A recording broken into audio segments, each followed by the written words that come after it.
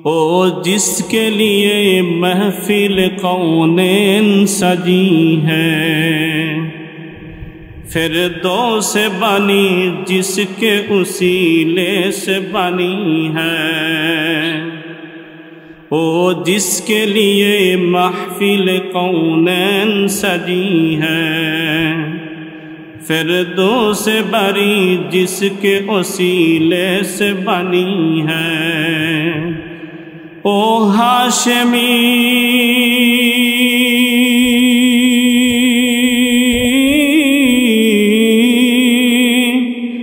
हाशमी मक्की मदनी उल अरबी है, मेरा नबी मेरा नबी मेरा नबी है। ओ इनका नबी उनका नबी सबका नबी है।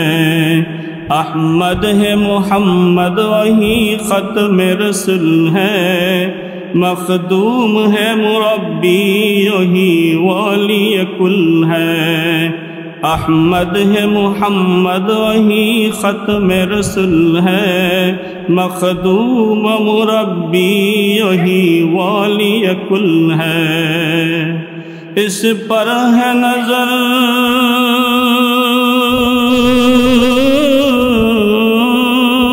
इस पर है नजर सारे जमाने की लगी है। मेरा नबी मेरा नबी मेरा नबी है। ओ इनका नबी उनका नबी सबका नबी है। बोलें ना मरहबा। कुल इन कुंतुम तुहिब्बूनल्लाह फत्तबिऊनी युहिब्बुकुमुल्लाह। अल्लाह रब्बुल आलमीन आयात कारिमार भितरे बोलेन, रसूल अपनी बोले देन, कुल इन कुंतुम तुहिब्बूनल्लाह, যদি কেউ আমাকে পাইতে চায়, আমাকে মহব্বত করতে চায়, তুহিব্বুনাল্লাহ, আমি আল্লাহর মহব্বত যদি তারা পাইতে চায়, ফাত্তাবিউনি ইউহিব্বুকুমুল্লাহ, তাহলে যেন তারা আপনার ইত্তেবা এবং আপনার সিরত সুরত, আপনার জিন্দেগিতে যত শিক্ষণীয় বিষয় আছে সমস্ত শিক্ষণীয় বিষয়গুলি যেন তারা অনুসরণ এবং অনুকরণ করে। যদি তারা আপনার সুরত সিরত সমাজ রাষ্ট্র পরিবার আন্তর্জাতিক জীবনে যদি অনুসরণ আর অনুকরণ করতে পারে, তাহলেই তারা আমি আল্লাহ রাব্বুল আলামিনকে তারা পেয়ে যাবে।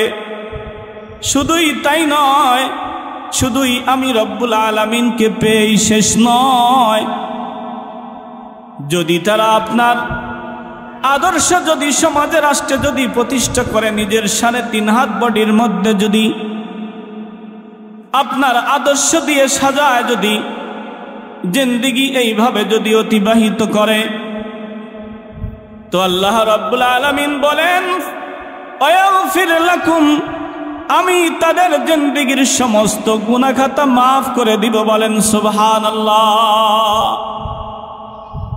তাদের জিন্দেগির সব গুনাহ আমি মাফ করে দিব।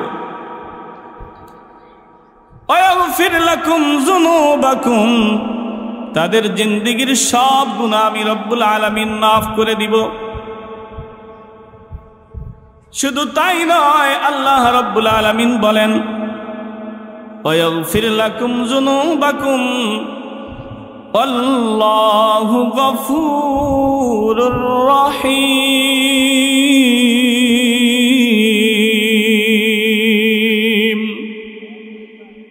আমি আল্লাহ রাব্বুল আলামিন ক্ষমাশীল এবং দয়ালু। বলেন সুবহানাল্লাহ।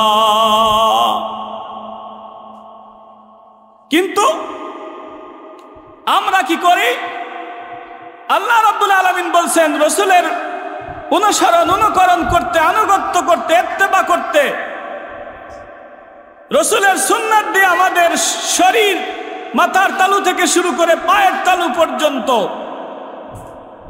আমাদের ঘর, মসজিদ, ব্যবসা বাণিজ্য, চাকরি বাকরি, কর্মক্ষেত্রে সব জায়গায় রসুলের আদর্শ আল্লাহ রাব্বুল আলামিন বাস্তবায়ন করতে বলছেন, কিন্তু আমরা সেগুলো বাদ দিয়ে বিজাতিদের অনুসরণ করি। জোরে বলেন ঠিক কিনা? বিজাতিদের অনুকরণ করি। কোরআন হাদিস আমাদের সামনে আছে, এই সময় বিজাতিদের কাছ থেকে তো কোন রকমের কোন আদর্শ আমাদের ধার করে হালাত করে নিয়ে আসার প্রয়োজন নাই। জোরে বলেন ঠিক কিনা? আমরা মসজিদে বয়ান শুনি, মাহফিলে বয়ান শুনি, ঠিকঠাক ঠিকই বলি, আবার অনুসরণ করার সময় ঠিকই পারিবারিক, সামাজিক, রাষ্ট্রীয় যত কাজ কারবার আছে সবগুলো বিজাতিদের মতো করি। ধরে বলেন ঠিক কিনা? বিয়ের গেট, ডিজে বাজনা, রসুলের অনুসরণ। সুদি লেনদেন, রসুলের অনুসরণ। চাকরি ক্ষেত্রে বিভিন্ন ঘুষ ঘাস, রসুলের অনুসরণ একটাও না। তো যাই হোক, আমি আপনাদের মাঝে রসুল কারীম সাল্লাল্লাহু আলাইহি ওয়াসাল্লামের বিশাল বড় জীবনী থেকে সময় অত্যন্ত নগণ্য, অল্প সময়ের মধ্যে ছোট ছোট কয়েকটা দৃষ্টান্ত তুলে ধরব। হে রসুল তোমায় ভালোবাসি, অন্তরে শুধু মুখে নয়। হে রসুল তোমায় ভালোবাসি, অন্তরে শুধু মুখে নয়। জান্নাতের আশায় নয় হে রসুল, জাহান্নাম কেও ডরি না। জোরে বলেন ঠিক কিনা? তো বলতেছিলাম রসুলের জীবনী থেকে আপনাদেরকে শোনাবো। সাহাবায়ে কেরাম যেমন রসুলকে মহব্বত করতেন, রসুল সাহাবাদেরকেও মহব্বত করতেন। কেমন মহব্বত জানেন? এই মহব্বতটা কেমন মহব্বত ছিল? বর্তমান জামানার মা পর্যন্ত সন্তানকে ওই পরিমাণ মহব্বত করে না যে পরিমাণ মহব্বত রসুল একজন উম্মত একজন সাহাবাদেরকে করতেন। বলেন সুবহানাল্লাহ। কেন বললাম? কিয়ামতের ময়দানে মা সন্তানকে ভুলে যাবে, বাবা সন্তানকে ভুলে যাবে, সন্তান বাবাকে মাকে ভুলে যাবে, সবাই যার যার চিন্তা নিয়ে নফসি নফসি করতে থাকবে। ওই সময় পয়গম্বর একজন উম্মতকে যদি দেখেন যে জাহান্নামের কাঠগড়ায় ফেরেশতারা নিয়ে যাইতেছে, আঙ্গুলের ইশারায় বলবে আল্লাহ এটা আমার উম্মত, সঙ্গে সঙ্গে আল্লাহ রাব্বুল আলামিন সেই অর্ডার বাতিল করে নতুন করে অর্ডার দিবেন, ইয়া রাসূলুল্লাহ ফাশফালি মান শিতা, ইয়া রাসূলুল্লাহ, ইয়া হাবিবাল্লাহ, আপনি যাহাকে পছন্দ করেন আমিও তাহাকে পছন্দ করি, ওই লোকটাকে নিয়ে আপনি জান্নাতে যান। বলেন না আল্লাহু আকবার। ওই লোকটাকে নিয়ে জান্নাতে যান। কিয়ামত কত কঠিন হবে! কিয়ামত ইদাস সামাউ ফাতারাত ওয়া ইযাল কাওয়াকিবু ইনতাসারাত ওয়া ইযাল বিহারু ফুজ্জিরাত ওয়া ইযাল কুবুরু বুসিরাত। আসমান ফেটে যাবে, সাগর শুকায় যাবে, জমিনের নিচ থেকে যত হীরা জহরত মণিমুক্তা আছে সব কিছু বাহির হয়ে যাবে। पहाड़ फाड़ जाएंगे ओ जमी पर जलजला होगा, मोहम्मद तख्त पर होगा, अदालत पर खुदा होगा, मोहम्मद तख्त पर होगा, अदालत पर खुदा होगा। जमीन चौचिर हो जाবে, আসমান ফেটে গিয়ে গ্রহ নক্ষত্রগুলো খৈসা খৈসা জমিনে পড়ে যাবে। শুধু তাই নয়, পাহাড়গুলো তুলার মতো উঠতে থাকবে। সমস্ত মানুষ ওয়াইদাল কুবুর বুসিরাত, কবর থেকে উঠতে থাকবে। আর কিয়ামতের ময়দানের দিকে সবাই আগাইতে থাকবে। আর সবাই শুধু নফসি নফসি বলতে থাকবে। নবী রাসূল, শুধু নবী রাসূলরা পর্যন্ত নফসি নফসি বলতে থাকবে। শুধুমাত্র সাধারণ মুসলমান নয়, সাধারণ মানুষরা নয়। আদম আলাইহিস সালাম থেকে হযরত ঈসা আলাইহিস সালাম পর্যন্ত সমস্ত পয়গম্বর নফসি নফসি বলতে থাকবে। আদম আলাইহিস সালাম নবীনা নফসি নফসি বলতে থাকবে। পয়গম্বর নূহ আলাইহিস সালাম নফসি নফসি বলতে থাকবে। পয়গম্বর ইউনূস আলাইহিস সালাম, ইদ্রিস আলাইহিস সালাম নফসি নফসি বলতে থাকবে। আব্বাজান ইব্রাহিম আলাইহিস সালাম নফসি নফসি বলতে থাকবে। মুসা, ঈসা সবাই শুধু নফসি নফসি বলতে থাকবে। কিন্তু কিয়ামতের এই নফসি নফসি এই আওয়াজের মধ্যে একদিক থেকে ভিন্ন একটা আওয়াজ আসবে। ভিন্ন একটা আওয়াজ কে দিবে? কে দিবে? কে দিবে? কে দিবে? বুখারী খুলেন, মুসলিম খুলেন, আবু দাউদ, তিরমিজি, নাসাই খুলেন, দেখেন ওই আওয়াজটা দিবে মুহাম্মাদুর রাসূলুল্লাহ। ভিন্ন একটা আওয়াজে বলবেন, হাবলি উম্মতি রব্বি হাবলি উম্মতি। আয় আল্লাহ, আমার উম্মতের কি হবে? আমার উম্মতের কি হবে? তুমি না আমারে ওয়াদা করছিলা রাসূল, ওয়ালা সাওফা ইউতিকা রাব্বুকা ফাতারদা, ওয়ালা সাওফা ইউতিকা রাব্বুকা ফাতারদা। আল্লাহ, তুমি না ওয়াদা করছিলা আমারে যতক্ষণ পর্যন্ত আমি খুশি না হব, সন্তুষ্ট না হব, এতক্ষণ পর্যন্ত আমারে দিতেই থাকবা, দিতেই থাকবা। আর ওনা বলেছিলে দুনিয়ায় আপনারে যত দিমু চার চাইতে আখেরাতে বেশি দিমু। ইয়া রাসূলুল্লাহ, ইয়া হাবিবাল্লাহ, আপনাকে দুনিয়ার চাইতে আখেরাতের মকাম আরো বেশি হবে। বলেন সুবহানাল্লাহ। কারণ সমস্ত পয়গম্বরের শ্রেষ্ঠ পয়গম্বর হচ্ছে মুহাম্মাদুর রাসূলুল্লাহ। যা পৃথিবীর অন্য কোন নবী রাসূলকে যেটা দেন নাই, আল্লাহ রাব্বুল আলামিন স্পেশাল ভাবে বেশ কয়েকটা পাওয়ার মুহাম্মাদুর রাসূলুল্লাহকে দিয়েছেন। তার মধ্যে একটা পাওয়ার হচ্ছে সুপারিশের পাওয়ার, যা কোনো নবী রাসূলের নাই। বলেন সুবহানাল্লাহ। সুপারিশের সুপার পাওয়ার। রাসূল বলেন হাদিসে পাকের মধ্যে, কিয়ামতের এই অবস্থা দেখে সবাই যখন নফসি নফসি বলতে থাকবে,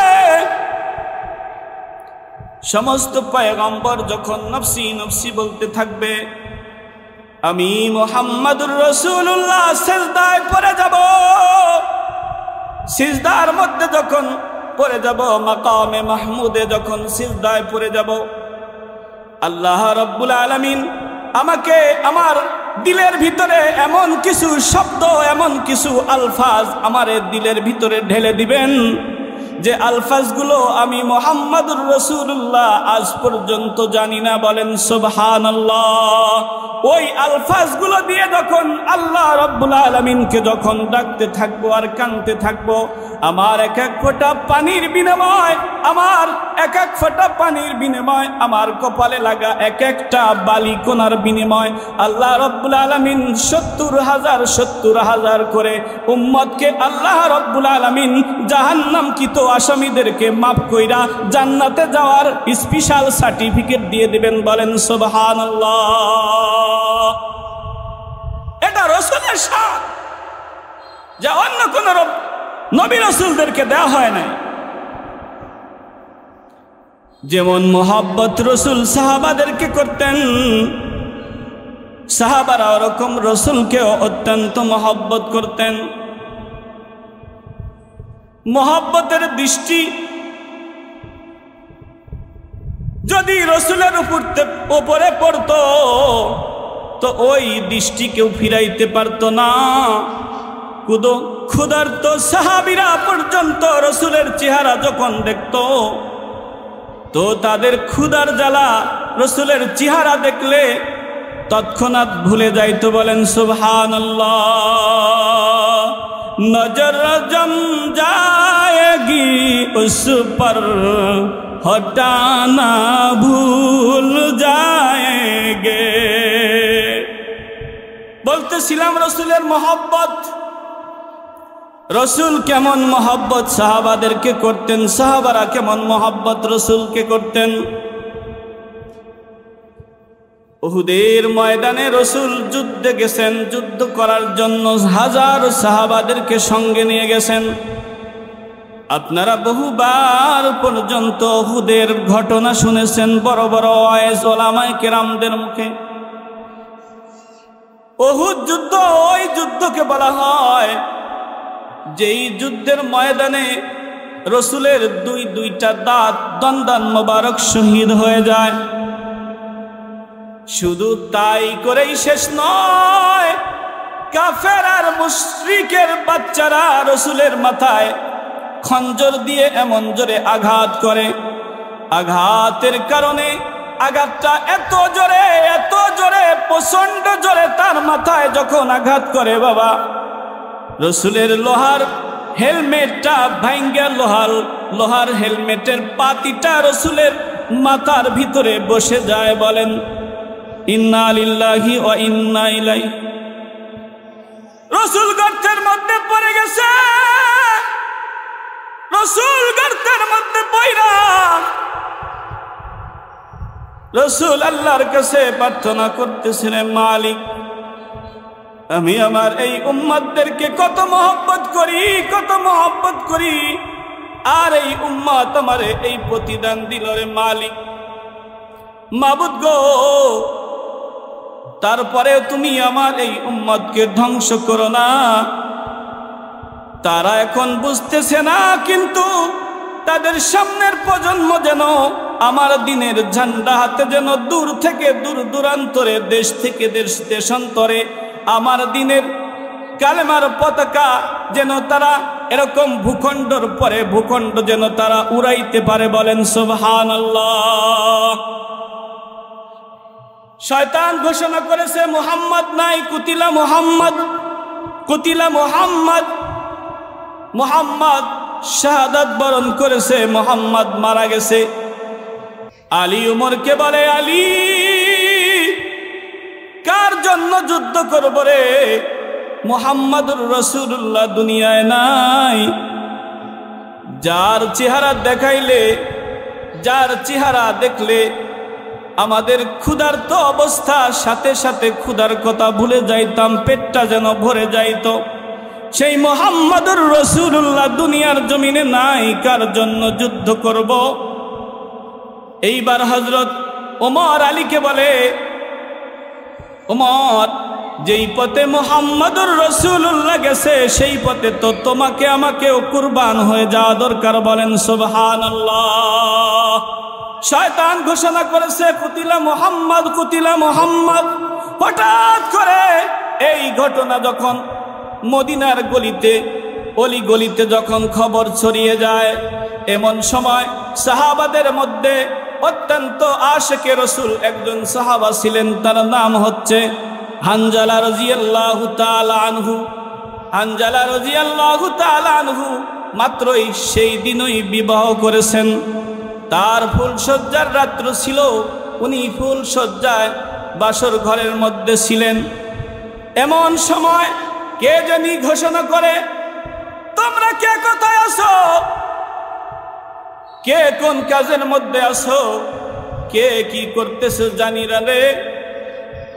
ওইদিকে ঘোষণা হয়ে গেছে মুহাম্মাদুর রাসূলুল্লাহ উহুদে শহীদ। সঙ্গে সঙ্গে গোসলখানার মধ্যে হানজালা রাদিয়াল্লাহু তাআলা আনহু গেছেন। গোসলখানার মধ্যে আওয়াজটা শোনার সঙ্গে সঙ্গে উনি গোসল করা বাদ দিয়ে স্ত্রীরে বলে, স্ত্রীরে ঢালার তলোয়ারটা দে আর দোয়া করে দে, দেখা হবে হাসরের ময়দানে। বলেন সুবহানাল্লাহ। স্ত্রী বলে, পানের স্বামী, কোনোদিন তোমারে দেখি নাই, একটা রাত মাত্র তোমারে আমি পেয়েছি, চেহারাটা সুন্দর করে একটু দেখে দেই, যাতে করে কিয়ামতের ময়দানে আমি তোমারে খুঁজে চিনে বাহির করতে পারি। এইবার বলে, তুই যদি শহীদের স্ত্রী হস তো আল্লাহ রাব্বুল আলামিন তোর আর আমার মহব্বতের খাতিরে তোকে আমাকে আলমারউ মা মান আহাব্বা, যে সুন্নতকে মহব্বত করে, রসুলের কাছাকাছি থাকে, যারা রসুলকে মহব্বত করে, আর ওই রসুলকে যে মহব্বত করে, তাকে যে মহব্বত করে, তাকে যে মহব্বত করে, এই মহব্বতের খাতিরে আল্লাহ রাব্বুল আলামিন তাদেরকে জান্নাতে দাখিল করে দিবেন। বলেন সুবহানাল্লাহ। তলোয়ার নিয়ে হানজালা রাদিয়াল্লাহু তাআলা আনহু যুদ্ধের ময়দানে যখন অবতীর্ণ হয়ে গেলেন, যুদ্ধের ময়দানে অবতীর্ণ হয়ে যুদ্ধ করতে করতে অনেকগুলো কাফেরকে জাহান্নামে পাঠায় দিয়া নিজেও এবার শাহাদাত বরণ করলেন। এবার যুদ্ধ শেষ হয়ে গেল। একজন সাহাবা সাইয়্যিদুশ শুহাদা হযরত আমিরে হামজা রাদিয়াল্লাহু তাআলা আনহু, আর একজন শহীদ হযরতে হানজালা রাদিয়াল্লাহু তাআলা আনহু। রাসূলের চাচা সাইয়্যিদুশ শুহাদা হযরত আমিরে হামজা রাদিয়াল্লাহু তাআলা আনহু কেমন মহব্বতের সাহাবী ছিলেন, কেমন মহব্বতের সাহাবী ছিলেন। উনি রসুলের জন্য জীবনটা তো দিছেন, শুধু জীবন দিয়ে শেষ নয়, তাকে শহীদ করার পরে খঞ্জর দিয়ে তার কলিজাটা, বুকটা ফেরে কলিজাটা বাহির করে হেন্দার হাতে গোলাম দিয়ে দিয়েছে। আর হেন্দা ওই তাজা কলিজা, এতই ক্ষোভ আর এত গুসা আর এত রাগ তার উপরে ছিল, ওই তাজা কলিজাটাকে হেন্দা এরকম চেবিয়ে চেবিয়ে খেয়েছে। বলেন নাউজুবিল্লাহ। হুসনে ইউসুফ পর কাঠি থি হাতু কে বস উंगलिया, हुस्न यूसुफ पर कटी थी हाथों की बस उंगलिया। ইউসুফ আলাইহিস সালামের রূপ দেখে মানুষ হাত কেটে ফেলছে, কিন্তু মুহাম্মদুর রাসূলুল্লাহকে দেখে শুধু হাত নয়, কলিজা পর্যন্ত কাটায়া দিছে। বলেন সুবহানাল্লাহ। এইবার যুদ্ধ শেষ হয়ে গেল। যুদ্ধ শেষ হয়ে গেল। প্রথম পর্যায়ে সাহাবারা বিজয় অর্জন করেছিলেন, কিন্তু যেই কারণে পরবর্তীতে আবার পরাজয়ের আভাস তাদের উপরে নেমে আসে। আবার পুনরায় যখন ওনারা আক্রমণ করেন একত্রিত হয়ে, রসুল এবার গর্তের ভিতরে কেন্দে কেন্দে হয়রান যার হয়ে যায়। রসুলকে খুঁজতে সবাই হয়রান। এইবার খুঁজতে খুঁজতে হযরত আলী দেখে একটা গর্তের ভিতরে মুহাম্মদুর রাসূলুল্লাহ পড়ে আছে। এইবার গর্তের ভিতরে পড়ে থাকতে দেখে হযরত আলী বলে, ইয়া রাসূলুল্লাহ, ইয়া হাবিবাল্লাহ, চারদিকে ঘোষণা হয়ে গেছে আপনি শাহাদাত বরণ করছেন, সবাই কেন্দ্রে যার হয়ে যাচ্ছে। এইবার রসুল হযরত আলীকে দেখে বলে, আলী, আমি তো তোরাই তালাশ করতেছি রে আলী, আমি তো মনে মনে তোরাই তালাশ করতেছিলাম। আমি শহীদ হয়ে গেছি খবর শুনে আমার সাহাবারা চারদিকে ছত্রভঙ্গ হয়ে গেছে, জলদি করে আমার একটা পাথরের উপর দাঁড় করা। এইবার হযরত তালহা রাদিয়াল্লাহু তাআলা আনহু একটা পাথরের উপর হুজুরে কারীম সাল্লাল্লাহু আলাইহি ওয়াসাল্লামকে দাঁড় করালেন। দাঁড় করানোর সঙ্গে সঙ্গে রাসূল যখন বললেন, আর রাসূলু ইয়াদউহুম আর রাসূলু ইয়াদউকুম, রাসূল তাদেরকে যখন ডাক দিলেন, ডাক দেওয়ার সঙ্গে সঙ্গে পুনরায় সাহাবাদেরকে বললেন, আমি মিথ্যা নবী নয়, আনান নাবিয়্যু লা কাযিব, আনা আব্দুল মুত্তালিব, আমি মিথ্যা নবী নয়, আমি সত্য নবী, এখনো বেঁচে আছি। পুনরায় তোমরা যুদ্ধে এরকম পিছপা হয়ো না, পুনরায় তোমরা অপারেশন শুরু করো। আল্লাহ রাব্বুল আলামিন ইন্নাল্লাহা মা'ানা, আমাদের সাথে আছেন, অবশ্যই অবশ্যই আমাদেরকে আল্লাহ রাব্বুল আলামিন বিজয় দান করবেন। বলেন সুবহানাল্লাহ। এইবার সাহাবায়ে কেরাম সঙ্গে সঙ্গে রসুলের গলার আওয়াজ শোনার সঙ্গে সঙ্গে তারা পুনরায় যখন আবার মিশন শুরু করলো, যুদ্ধ শুরু করলো। আল্লাহ রাব্বুল আলামিন তাদেরকে বিজয় দিয়ে দিলেন। এইবার সকাল হয়ে গেছে, যুদ্ধ শেষ হয়ে গেছে। এমন সময় রাসূল করিম সাল্লাল্লাহু আলাইহি ওয়াসাল্লাম সাহাবাদেরকে বলতেছেন, ও আমার সাহাবারা, দেখো তো আমার কোন কোন সাহাবা শাহাদাত বরণ করেছে। শহীদদেরকে একদিকে করো, শহীদদেরকে একত্রিত করো, আর যারা ক্ষত বিক্ষত হয়েছে তাদেরকে তোমরা একদিকে করো, আর যারা ভালো আছো।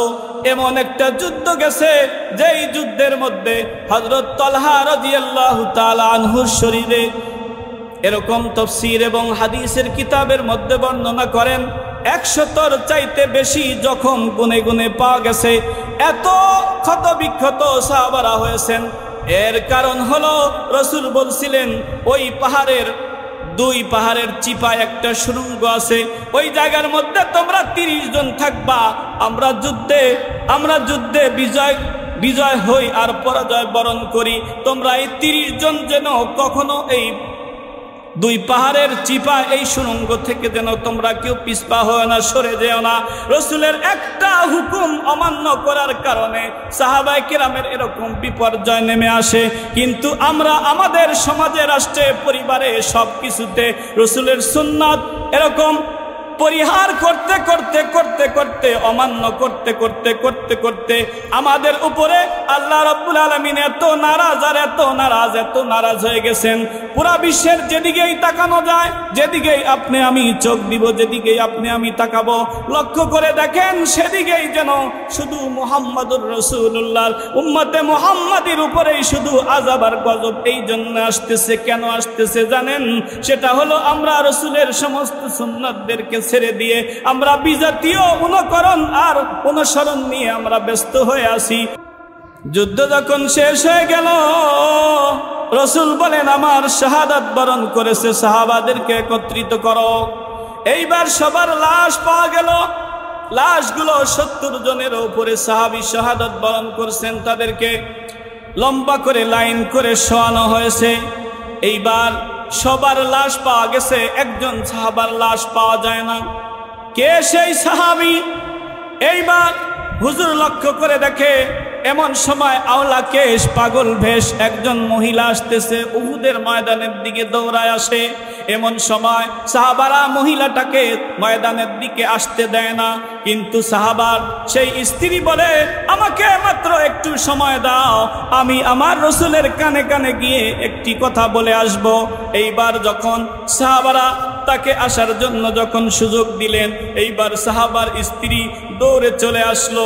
আওলা কেশ, পাগল বেশ এরকম একটা মহিলা চলে এসে রাসূলের সামনে দাঁড়ায় বলে, আসসালামু আলাইকা ইয়া রাসূলুল্লাহ, আসসালামু আলাইকা ইয়া হাবিবাল্লাহ, ইয়া রাসূলুল্লাহ, ইয়া হাবিবাল্লাহ, আমি আপনার কানে কানে একটা কথা বলার জন্য এসেছি।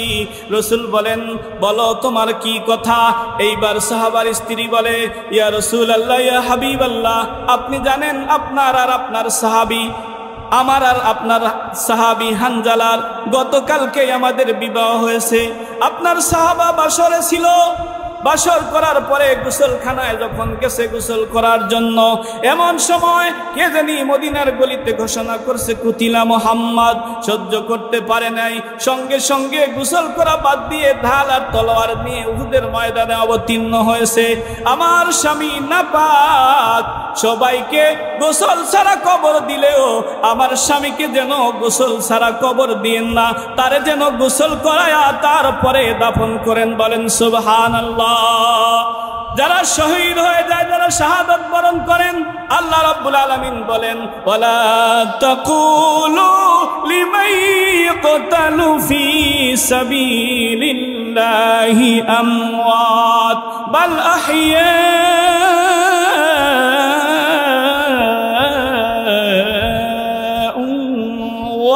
ওয়ালাকিন লা তাশউরুন।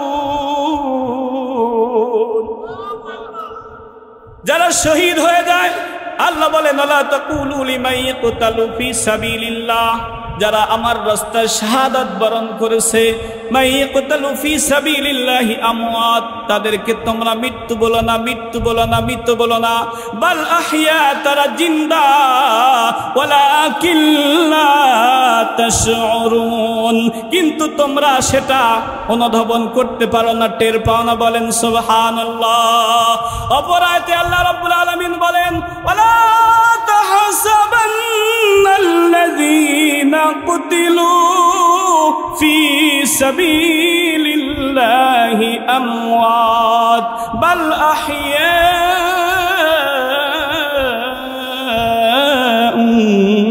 ওয়ালাকিন লা তাশউরুন। আর এখানে আল্লাহ রাব্বুল আলামিন বলেন, ইনদা রাব্বিহিম ইরযাকুন, তাদেরকে মৃত্যু বলো না, মৃত্যু বলো না, তারা জিন্দা। তারা কি করে জানোনি? ইনদা রাব্বিহিম ইরযাকুন, ইনদা রাব্বিহিম ইরযাকুন, আমি রবের পক্ষ থেকে তাদের কবরে তাদের কাছে খানা পৌঁছানো হয়। বলেন সুবহানাল্লাহ। এই কয়দিন আগে একজন মুজাহিদ মারা গেছে, 15 দিন পরে তাদের সাথীরা নিয়ে আসছে, এখনো অক্ষত চেহারা, ঘামটা মুছে দেয় আবার ঘেমে যায়, রক্ত মুছে দেয় আবার রক্ত বাইর হয়। এই জামানায়, এই জামানায়, আল্লাহু আকবার বলেন, এই জামানায়। আর ওই জামানায় সাহাবা দাম বেশি না কম? এইবার রাসূল বলেন, আমার সাহাবা হানজালারে বের করো। না না, পুরা উহুদের ময়দানে কোথায় খুঁজে হানজালারে পাওয়া যায় না। রাসূল কিং কর্তব্য বিমূঢ় হয়ে গেলেন, কি করা যায়? আমার সাহাবী ময়দানে আসছে, শাহাদাত বরণ করছে, কিন্তু লাশটা কোথায় গেল? রাসূল যখন পেরেশানি হইতেছিলেন, এমন সময় আল্লাহ রাব্বুল আলামিন জিবরিল পাঠায় দিয়ে বলেন, জিবরিল যা যা, জলদি করে যা, আমার বন্ধু যেন পেরেশানি না হয়, গিয়ে কানে কানে বল একটু যেন আসমানের দিকে যেন আমার বন্ধু একটু নজর করে, একটু যেন তাকায়। জিবরিল এসে সঙ্গে সঙ্গে হুজুরকে যখন মেসেজ দিয়ে দিলেন, মেসেজ দেওয়ার সঙ্গে সঙ্গে হুজুর যখন আসমানের দিকে তাকাইছেন, লক্ষ্য করে দেখেন হযরত হানজালা রাদিয়াল্লাহু তাআলা আনহুকে হাউজে কাউসার দিয়ে আল্লাহর রহমতের ফেরেশতারা গোসল করাইতেছে। বলেন সুবহানাল্লাহ। কলিজা উজাড় করে বলেন না আল্লাহু আকবার।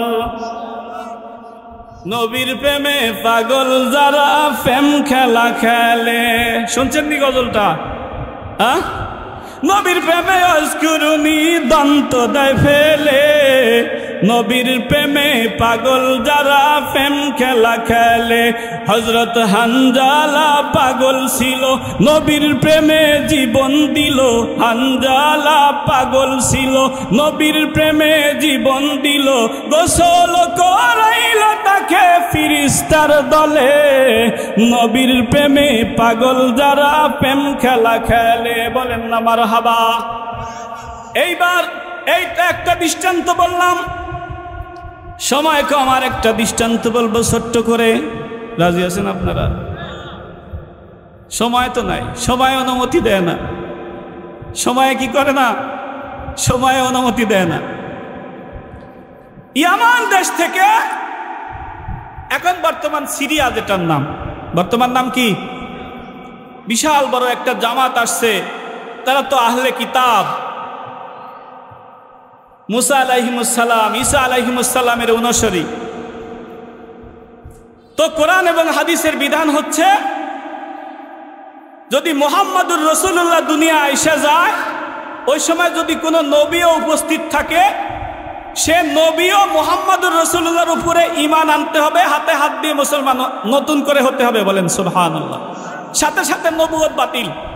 মুহাম্মাদুর রাসূলুল্লাহর আগমন হওয়ার সাথে সাথে কি নবুয়ত বাতিল। তো ওনারা এসে বলতেছে, ইয়া রাসূলুল্লাহ, আমরা তো সুদূর কোথা থেকে আসছি? ইয়ামান থেকে আসছি, আমরা তো চলে যাব, কিন্তু আমরা তো শুধু ইসলাম গ্রহণ করছি, ইসলামের হুকুম আহকামাত সম্পর্কে আমাদের কোনো ধারণা নাই। তো আপনাদের আমাদের সবার পক্ষ থেকে আপনার দরবারে দরখাস্ত, সেটা হলো আপনি আপনার পক্ষ থেকে একজন প্রতিনিধি পাঠাবেন, যে নাকি আমাদেরকে ইসলামের সমস্ত হুকুম আহকাম শিক্ষা দেবে। বলেন সুবহানাল্লাহ। রাসূলকে এবার সবাই আবেদন করলেন, ইয়া রাসূলুল্লাহ, একজন প্রতিনিধি আমাদেরকে দিবেন, সে ইয়ামান গিয়ে আমাদেরকে দিন শিখাবে ইয়া রাসূল, ইয়া হাবিবাল্লাহ, আমাদেরকে একজন প্রতিনিধি পাঠাইবেন যে আমাদেরকে কোরআন শিখাবে, হাদিস শিখাবে, ইসলামের শরীয়তের সমস্ত হুকুম আহকাম শিখাবে। এইবার রাসূল করিম সাল্লাল্লাহু আলাইহি ওয়াসাল্লাম যখন ইয়ামানের জামাতটা মদিনা থেকে যখন ইয়ামান দেশে চলে গেল, এইবার রাসূল করিম সাল্লাল্লাহু আলাইহি ওয়াসাল্লাম খৈরুল কুরুনের জামাত থেকে এইবার বাছাই করা শুরু করলেন, কারে পাঠানো যায়। সব সাহাবী মহব্বতের সাহাবী ছিলেন, কিন্তু মহব্বতের সাহাবীর মধ্যে কেউ আবার অত্যন্ত মহব্বতের সাহাবী ছিলেন। তাদের মধ্যে ছোট ছোট কম বয়সী সাহাবী কয়েকজন ছিলেন। একজন আব্দুল্লাহ ইবনে আব্বাস, আব্দুল্লাহ ইবনে মাসউদ, আব্দুল্লাহ ইবনে রাওয়াহা, আব্দুল্লাহ বিন জুবায়ের। এনাদের মধ্যে একজন সাহাবী ছিলেন মুআজ ইবনে জাবাল রাদিয়াল্লাহু তাআলা আনহু। বলেন সুবহানাল্লাহ। রাসূল করিম সাল্লাল্লাহু আলাইহি ওয়াসাল্লাম মুআজ ইবনে জাবালকে বলে, মুআজ, ইয়ামানের গভর্নর হিসাবে আমি কিন্তু তোমাকেই বাছাই করেছি, তোমাকেই নিযুক্ত করেছি রে মুআজ। মুআজ রে, তুমি ইয়ামান দেশে যাইবা, ইয়ামান দেশের মানুষদেরকে কালেমা শিখাইবা, কোরআন শিখাইবা, হাদিস শিখাইবা, শরীয়ত শিখাইবা, পাক না পাক শিখাইবা, নামাজ শিখাইবা, শরীয়তের আলিফ two yeah A to Z সমস্ত আহকামাত শিখাইবারে মুআজ, তুমি কিন্তু আমার পক্ষ থেকে পাঠানো প্রতিনিধি। বলেন সুবহানাল্লাহ। এইবার মুআজ রাদিয়াল্লাহু তাআলা আনহু রাসূল পাঠাবেন, এমন সময় দ্বিমত করার কোনো উপায় আছে? দ্বিমত করার কোনো উপায় নাই। এইবার মুআজ রাদিয়াল্লাহু তাআলা আনহুকে তৈয়ারি করতে বললেন, ইয়া মুআজ রে, ও আমার কলিজার টুকরা সাহাবী, জলদি করে ইয়ামান সফরের জন্য তুমি তৈয়ারি করে নাও। এইবার মুআজ ইয়ামান সফরের জন্য তৈয়ারি করতেছে, কাপড় চোপড় গোছায় নিতেছে। এইবার যখন তৈয়ারি করা হয়ে গেল, ইয়ামান দেশে যাওয়ার জন্য উট অথবা ঘোড়া একটা বাহনের ব্যবস্থা করা হলো। এইবার রাসূল করিম সাল্লাল্লাহু আলাইহি ওয়াসাল্লাম মুআজ যখন বিদায় হয়ে যাইতেছেন, মেহমান যখন আমাদের বাড়ি থেকে বিদায় হয়ে যায়, একটু আমরা আগায় দিই কি দিই না? একটু আগায় দেয়া রাসূলের সুন্নাত। আমরা যখন মাদ্রাসায় যাইতাম, আমাদের মা বাবা পিছে পিছে একটু সময় আসতো, আর মা কোনো কিছুর সাথে, গাছের সাথে হেলান দিয়ে যতক্ষণ পর্যন্ত আমাদেরকে দেখা যাইতো এতক্ষণ পর্যন্ত তাকায় থাকতো। এইবার রাসূল মুআজ রাদিয়াল্লাহু তাআলা আনহুকে ইয়ামান দেশে পাঠাইতেছেন। কলিজার টুকরা সাহাবী, মায়ের মতো মহব্বত নয়, মার চাইতে বেশি মহব্বত রাসূল সাহাবাদেরকে করেন, আগে কিন্তু বলছি।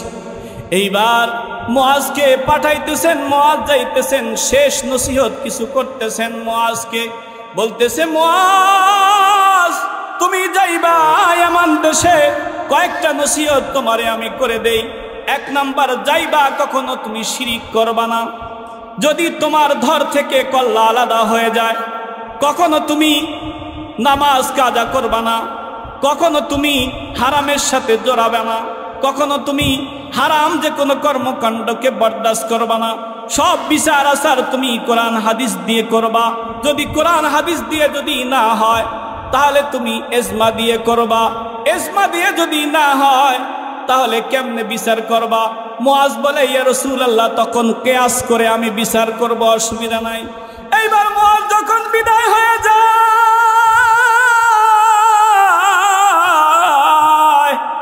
রাসূল এইবার বিদায় দিয়ে শেষ কথা মুআজকে বলে, মুআজ রে, তুমি যে ইয়ামান দেশে যাইতেছো, এই দেখাই হয়তো আমাকে তোমার শেষ দেখা রে মুআজ। হয়তো মদিনা থাকবে, তুমিও থাকবা, তুমি ইয়ামান থেকে এসে আর আমি রাসূলের দেখা পাইবা না। বলেন না আল্লাহু আকবার। বিদায়ের যখন সঙ্গে সঙ্গে মুআজ এই কথা শুনছে, শোনার পরে মুআজ এইবার ঘোড়ার পিঠ থেকে, উটের পিঠ থেকে গড়ায় পড়ার মতো পড়ে গেছে। এবার রাসূল কান্দে, মুআজ কান্দে, দুজনেই কান্নাকাটি শুরু হয়ে গেছে। এইবার মুআজকে বুঝ দেওয়ার জন্য মুহাম্মাদুর রাসূলুল্লাহ বলে, মুআজ রে, তুমি আমার কাছ থেকে দূরে থাকবা। এইটা দূরে থাকা তো দূরে থাকা না রে মুআজ, তোমার ভিতরে যদি আমার সুন্নাত থাকে আর আমার ইত্তেবা, প্রতিষ্ঠা, অনুসরণ, অনুকরণ যদি থাকে, তাহলে সেই জান্নাতে আর কিয়ামতের ময়দানে আমি এবং তুমি পাশাপাশি থাকবো। বলেন সুবহানাল্লাহ। ও মুআজ, আরো শুনে রাখো, সেটা হচ্ছে, ও মুআজ, শুধু তুমি নয়, আর এই জামানার মানুষ নয়, আমার সাহাবারা নয়, কিয়ামত পর্যন্ত যারা আমার মদিনা থেকে লক্ষ লক্ষ কোটি কোটি মাইল দূরে যারা বসবাস করবে, জন্মগ্রহণ করবে, তাদের 3.5 হাত বডির মধ্যে, তাদের সমাজে, তাদের রাষ্ট্রে, তাদের পরিবারে, তাদের বাজারে, তাদের ব্যবসায় যদি আমার সুন্নাত যদি থাকে রে মুআজ, তাহলে কিয়ামতের ময়দানে আমি রাসূলের পাশাপাশি তারা থাকবে। বলেন সুবহানাল্লাহ। তাই আসুন আমরা আমাদের মাথার তালু থেকে শুরু করে পায়ের তালু পর্যন্ত রাসূলের সুন্নাত, আমাদের সমাজ, রাষ্ট্র, পরিবার, আন্তর্জাতিক জীবনে পর্যন্ত রাসূলের সুন্নাতের ইত্তেবা, প্রতিষ্ঠা চালু করি। বলেন না আল্লাহুম্মা আমিন।